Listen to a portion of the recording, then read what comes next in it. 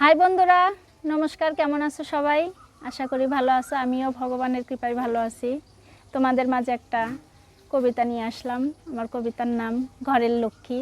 লিখেছি 2015 সালে, তার বর্ণনা হচ্ছে 2025 সালে।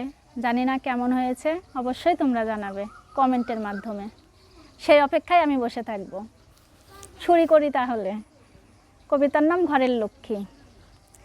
সংসার জীবন বড়ই কঠিন এই জগতের তরে, সুখের সংসার করবে সে যদি থাকে তার তরে। সংসার ধর্ম বড় ধর্ম বলেছেন ভগবান, হাজারো কষ্ট হলেও রাখবো তারই শ্রুতির মান। পারে না সবাই সংসার করতে, যদিও করে চাপে, এভাবে কখনো সংসার হয় না মনের কোনো তাপে। রান্নার স্বাদ বাড়াতে যেমন প্রথমেই প্রয়োজন নুন, সংসারও সেই করতে পারবে যার থাকবে একটু গুণ। সংসারে সবাই শ্রদ্ধার পাত্র, যদি না করে কেউ, অশান্তি নেমে আসবে সেখানে বন্যার বইবে ঢেউ।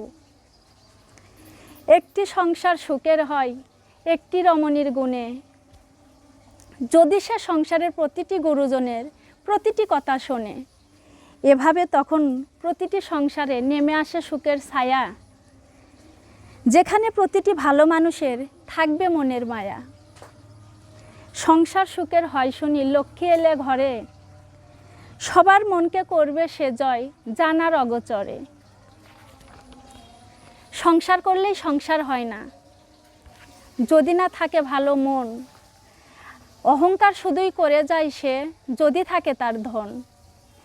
ধন দেখে তাই কখনো কেউ করো না তাকে বিয়ে, বিয়ের শখ মিটবে তখন নিজের জীবন দিয়ে। স্বামীর সেবাই বড় ধর্ম শুনি সবার মুখে, তার সেবা করেই যেন মরতে পারি পরম সুখে। যে করে না স্বামীর সেবা, শোনে না স্বামীর কথা, জীবনে সে কখনো সুখ পাবে না, পাবে না স্বর্গের দেখা। স্বামী স্ত্রীর পরম পুরুষ বলেছেন ভগবান, তারই সেবা করলে হবে ভগবানের সম্মান। ভগবানকে লাভ করা যেমন নয়তো অতি সোজা, স্বামীকে তাই ভালোবাসো মনে না রেখে কোনো দ্বিধা। কেমন হয়েছে অবশ্যই জানাবে। ভালো থেকো, টাটা, বাই বাই।